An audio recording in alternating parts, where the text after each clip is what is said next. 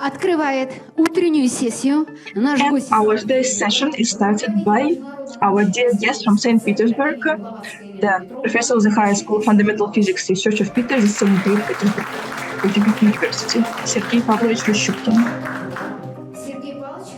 Sergey Pavlovich was born in Ukraine. In 1977, he finished the faculty of the theoretical physics in the Moscow Polytechnic University. In 1983, he became a postgraduate at the Department of Theoretical Nuclear Physics of this institute. He worked at the Federal Nuclear Center of Russia, Sumy State University, the Institute of Applied Physics of the National Academy of Sciences of Ukraine, where he headed the Department of Quantum Electrodynamics of Strong Fields. Since 2015, he is a professor of the Department of Theoretical Physics of Peter the Great St. Petersburg Polytechnic University. He is author and co-author of more than 230 scientific papers in the field of interaction of laser radiation with matter. In the 90s of the 20th In the 90s, he began to actively study the works of Blavatsky, Jurich, Andreev, Uspensky, Gurdjieff, Osho, and more. While working at the Sumy State University, he conducted a series of lectures dedicated to the secret doctrine. He speaks at conferences, publishes papers on the integration of modern quantum physics and esoteric ideas set forth in the works of Blavatsky. He has more than 10 articles published on this topic, among them quantum physics and esoteric principles, evolution of the solar system, forced and spontaneous accumulation of life, the seventh universal principle and its differentiation, fundamental laws of the world, and many other. He is an honored worker of science and technology, doctor of physical and mathematical sciences, professor, head of the International Theosophical Center, dedicated to Helena Blavatsky, Roshchupkin Sergey Pavlovich, Russia, St. Petersburg, and his presentation Multiverse, Physics and Theosophy. Dear guests, dear friends, I'm very happy to greet you today at the Congress. I would like to talk about physics today, about the discoveries in cosmology and about the problems from one side, about the problems of quantum physics, and also to show that knowledge given in the secret doctrine, from my point of view, gives us a chance to go outside the borders of all sciences today. It's like the map that gives us the direction. This is the purpose of my report. First of all, I would like to speak about the well-known theory of the Big Bang. The theory of singularity. It's around 14 milliards years ago, when our universe appeared. This theory was perfect, but in the middle of the 20th century, new data appeared, and they showed that the theory should be improved. There were some things to be improved. A lot of physicists tried to improve the theory. Well, first of all, it's Andrei Linde. This is the main contribution, also Starovinsky and Alan Good. But there were a lot of more scientists. I would like to talk today about Andrei Linde. He worked in the Soviet Union, but in 90s he left to USA. So almost all his discoveries were made there. So, what is this theory about? They made a theory of inflation universe. What is an inflationary model of universe? So, they think that there is a curve over here. Let me show you. This is the period of Big Bang. And then the space expands 10 in degree minus 43 to 10 in degree minus 37. These are very small numbers. The universe expanded a lot. The size of our universe is not 14 billion years, it's 92. This is because the space expanded so quickly. This is how inflation ended. The slide shows us very well how things formed after the universe expanded. And the modern galaxies started their formations around 1 billion years ago, and the galaxies were more or less formed 5 million years ago. I'm talking about the galaxies. I would like to stress this. The last experiments showed that this is not like this. According to the theory of inflation, the expanding space can happen in different points of this original space, and different domains can appear, different mini-universes. This is a very interesting conclusion of the modern physics, that a lot of different universes can be born, and a very huge universe can be born. All of these universes are connected to each other. The modern physics predicts that our space can contain a lot of different universes with different physical parameters. Несколько слов о новом телескопе Джеймс Уэбб. Now I would like to tell you a few words about the new telescope of Webb, the largest space telescope with the largest mirror, that originally called New Generation Space Telescope. It made a very great discovery, and I would like to talk more about it. Было обнаружено 6, по крайней мере, галактик. They discovered at least 6 different galaxies that were formed about 500 or 800 million years ago, and these galaxies contain the same number of stars that our Milky Way has. Принципиально противоречит современной теории. Откуда они могли взяться? This is very strange, and it contradicts to the modern theory, because we used to think that the galaxies were formed only around 5 billion years ago. So 5 billion years passed, and then the galaxies were formed. But here we can see different numbers, 500 to 800 million years. Today, the scientists try to find the options of explanation. And the most simple option that I would like to stress is that, of course, these galaxies could be born not of the matter, but they can just be manifested at once.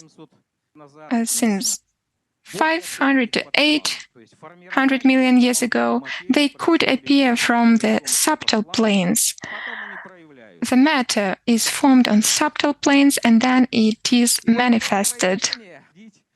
So this manifestation could be happening according to the law of Fibonacci. This is a very famous mathematician in the medieval, Fibonacci. And he has this number. The universe, like a living flower unfolding its petals, is increasing in size. This process is caused by incredibly small Fibonacci particles that belong to the etheric subplane of the physical plane. And we can see this numbers row in nature, in the plants, and also in cosmos, in the galaxies. The universe isn't expanding, it is manifesting. From subtle planes, there is a manifestation according to the law of Fibonacci. Now we would like to talk about the limit of physical theories. There is the gravity of light and some other numbers. And you can see the formulas on slide. These are Planckovsky numbers, Planck scales. And this scale shows that this event is a scale one. And you can see the number 10 in degree minus 33, and then you can see time 10 in minus 43 seconds. So how universe formed? What happens before this time, before 10 in minus 43 degree? The quantum physics showed that the less are the sizes, the more is the fluctuation of objects. So fluctuation of energy is very, very large in these conditions. And in these sizes, our space stops to be even. It starts being discrete. It's like the ocean with the waves. So we don't know what's happening in this condition. We know that a lot of virtual particles are born and then die. So the modern physics cannot answer the question, what's happening at that moment? And then Theosophy helps us, the secret knowledge that I'm going to speak about a bit later. Another important problem that appeared during the quantum physics in the 20th century. Before the quantum mechanics, we used to think that every material object has some certain parameters, for example, position in space, impulse, energy, the mass. And these parameters they belong to the object. We can measure the object. Of course, sometimes it's not very exact, but the scientists used to think that you can more or less measure everything exactly. When the quantum mechanics was formed, scientists realized that it is not possible to do. We always have some uncertainty about the particle's position in space and about its impulse. And the less of this uncertainty in spaces, the less is the uncertainty of impulse. This is the principal things, as Niels Bohr used to think. Niels Bohr is the father of quantum mechanics. I would like to say that Albert Einstein is also the father of quantum physics, because he has explained a lot of things like photo effect. So, Bohr used to think that physics can only be about things that can be measured. If the thing cannot be measured, it shouldn't be discussed.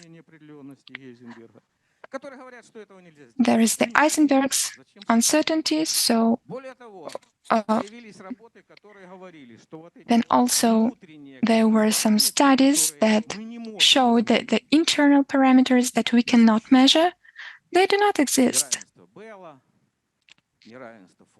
This is the Bell's formula. I don't want to speak a lot about these details. So all quantum physics talks that we cannot predict exactly the condition of the quantum object, only the possibility. And this is very important.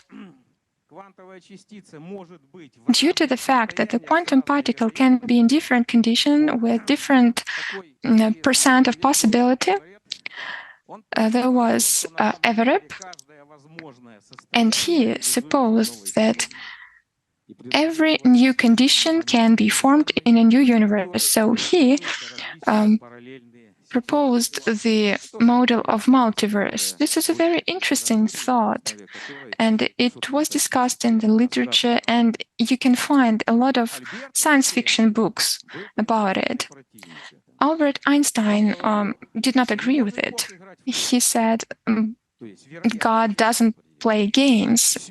I mean, it's not the possibility. It's already a definition. We just don't understand how to measure those things. And there was a discussion. Albert Einstein and Niels Bohr were friends. Although they had different points of view, they were friends, and their discussion was published. Albert Einstein, in 1935, wrote an article, "Can the quantum mechanical description of physical reality be considered complete?" The article described a thought experiment that was later called Einstein-Podolsky-Rosen paradox. And the aim of Einstein-Podolsky-Rosen experiment was to show that although quantum mechanics successfully predicts and explains the results of measurements, but it cannot be the last word in the physics and the microcosm. So if there are two objects and they're somehow connected, let's make the distance large so there is no more connection between those objects. And when I do something with object A, there is no change for the properties of system B.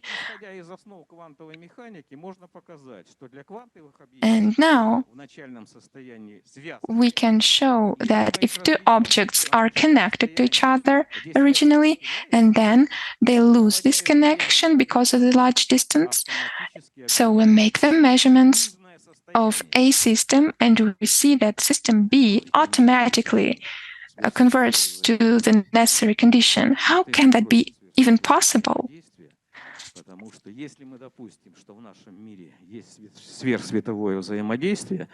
So if we say that it's possible, then the principle of cause is not followed. Tomorrow, if anyone is interested in this topic, I'm going to explain the details. So Einstein thought that quantum mechanics cannot describe all things that we know. And then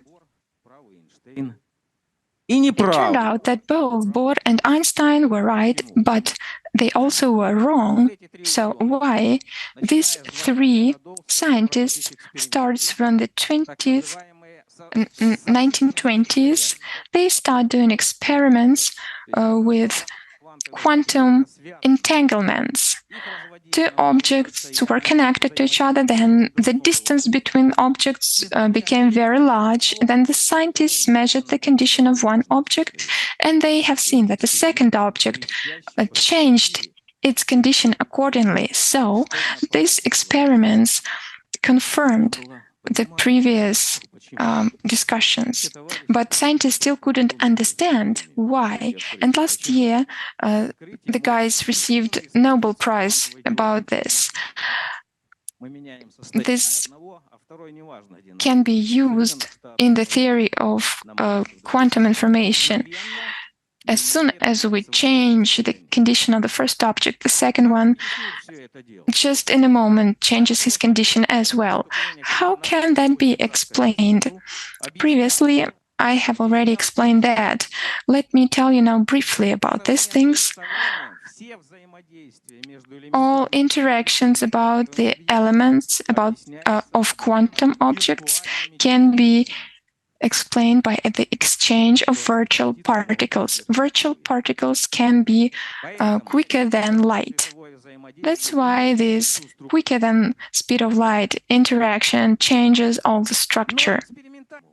But our devices cannot confirm this. That's why Bohr was right and Einstein was right. Actually, this law about the exchange of the virtual particles, it's fair for everything. We're now communicating and we are now exchanging the energetic fabric from our bodies. This is also the exchange that is quicker than speed of light. And you also know that two relatives, when one is sick or someone has died, then the other relative in a moment feels this change. And physicists now make this new inventions that the ancient civilizations have already known many, many years ago. Here we come closer to the ancient knowledge that was given in the secret doctrine. And I think that this knowledge gives us the direction where to move further. Helena Petrovna says that all events can be explained with 7 universe principles. The universe develops and then dies in cycles, and the law of the cycle is the most important law of the universe. 3 first planes are not going to be explained, at least for our civilization. I don't know what's going to be further, but the 3 lower planes, a prototype plane, plane of creativity, plane of physical plane, we can say something about it, and we can make some conclusions, some physical events that are happening here during the formation of these lower 4 planes. Exactly here in the lower 4 planes, this global multi-universe is formed, but not in the physical sense. It's not like the bubbles in the vacuum, it's the more global system, because it's about the subtle planes, the subtle worlds that the modern physics is only starting to look at. Очень важный вопрос, чрезвычайно важный. A very important question is how can we assess the time of life of every universe on the subtle planes. Actually, time, as I have previously taught during the congresses, I have a separate report about the time. Time is a physical measurement that is connected to cycles with the frequency. And the second is defined as 10 billion periods. Period is the measure. It's the transition of conditions of atom. It's very stable unit. Time is actually as it is not eternal. In different systems, if you move relatively another object, the time can go in a different way. The atomic time of one object that is moving in space can be different from time on Earth. GPS systems that you have in your phones can help us to see the exact location of the object. Time goes differently on different planes. Every plane has its own time. But physics has some universal units that never change, and the theory of relativeness doesn't change the unit of time. It's always the same. There should be such a unit. I suppose that this unit in the global universe can be one Brahma Day, and also its derivatives. Blavatsky says that our multiverse exists 100 years of Brahma. If we multiply it on the unit of 1 day of Brahma, we have 311 billion years. I think that this number can be fair only for our 4th impulse of life, or the big circle that we go right now on the Earth. Maybe on the 3rd circle of life, the unit is going to be different. And on the other planes, it can differ as well. This is a good question. I think that we should determine the life period of every universe in Brahma Days. And there is another good question. What is one day of Brahma for every universe? Look, Fahad. It's a pre-light.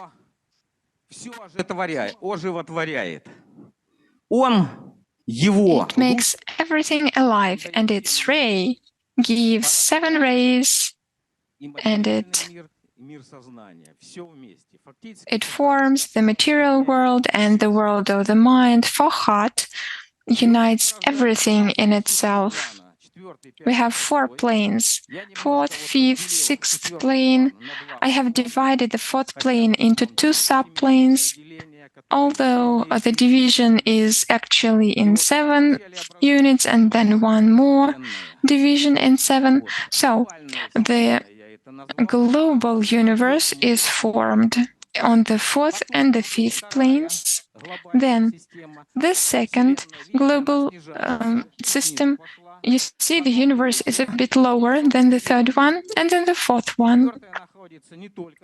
The 4th one is not only on the meta plane, but it is also on the 6th plane and partially on the 5th plane. So our 4th universe, we are here, and this is our small part. I'm going to show the rest further. Then the process of division of this universe takes place. And then all the universe disappear, and we are in pralaya condition. This system exists for 100 Brahma years. And a few words about the first global universe. Blavatsky speaks about the chains, and actually it's about our solar system. Blavatsky says that Mahapralaya is 100 Brahma years, and then the universe ends and converts to Mahapralaya. Then we can suppose that this system of the globes gives us a general scheme of how the universe is born, not only the planets, any objects that appear in the universe. You can see here the 4th plane, ray of Fahad, globe A1, then B1, and so further. The lower globe here has a larger density than the upper one. The spirit comes to matter, and then the matter goes to the spirit. And on the 2nd subplane of the 5th plane, everything ends. This is the plane of creativity and mind. So this is how I showed you how every globe gives birth to the next one, and this is the number of impulse of life, or big circle of life. There is 7 of them, 7 large circles on the globes. The 2nd and the 3rd global universe is born, and I would like to speak about the 4th. We are located in the 4th universe. The 4th global universe is born. You see the A3 planet. This is A3 global universe. It goes through the 7 impulse of life, then it dies, and it gives the impulse for life of A4 globe on the new subplane. You can see that A4 is lower. This impulse of energy gives you just the embryo of life. Then the Fahad should give some additional impulse. Differentiation of the rays gives an additional impulse, and a globe is created. Then this globe goes to B globe, which is 4. B4 globe was created by A4 globe, and simultaneously the energy comes from A4 globe, and so further and so forth. So we are now on the in the fourth universe, and we have the fourth impulse of life. We have already passed 3 circles of life, now we are passing the 4th circle of life. And you can see the division for ether and physical. The ether plane is located above. Maybe that's why the physics says we can study only things on the physical plane. What is outside the physical plane, it's not serious. It cannot be measured by a device. But this scheme shows us that it's not like that. We should think about new physical devices. Maybe this device will be not only about physics, but it will also require the operator, a person that should be in a certain state in order to use the device. Maybe it's going to be the revolution in physics. I would like once again to stress that quantum physics appeared in the 20th century, and this led us to the new field. A field that cannot be measured, but that influences a lot every one of us. I have already told you that any interactions can be explained by interaction of virtual particles. We cannot observe them, but they define all the physical parameters. The structure of every person is aura. It's like the structural egg. And our internal parameters define all the physics. You cannot run from it. The physicists just get used that they can explain things by elements of this world. Yes, you can build a house from bricks, but you cannot build a person out of bricks.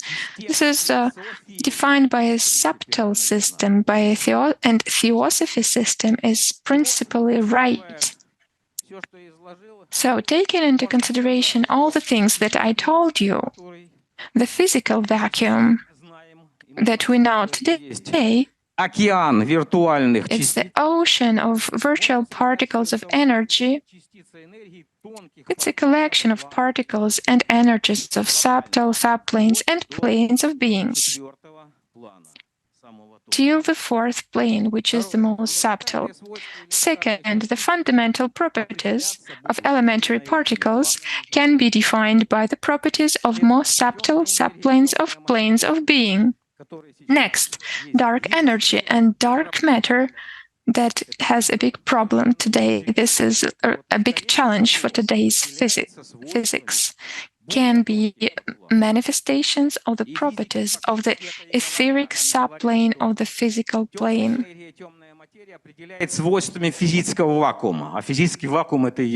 Physical vacuum is the subtle plane. The scientists are just afraid to say this aloud. They try to avoid it. They try to avoid Blavatsky. They are afraid of this theory as of the fire. And I don't understand this fear, because I was interested in these problems for a long time. So the scientists call this vacuum. Then the effect of the expansion of the physical universe, as well as the very early appearance of galaxies, may be associated with the effect of multiplying energy and matter from more subtle subplanes or planes of being, as the numbers of Fibonacci. This is how the plants grow. You have an impression that the space expands.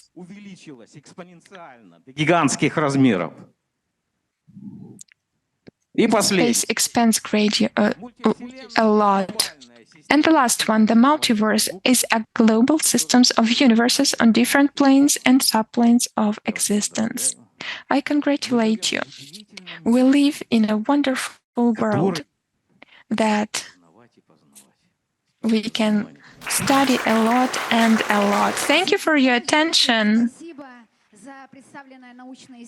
Thank you, Sergey Pavlovich, for your profound knowledge in which the main fundamental aspects in the structure of the universe were touched upon. And this serious scientific approach that you have outlined today, it gives us a completely different approach to the scientific study of the works of Helena Petrovna Blavatsky. Thank you very much.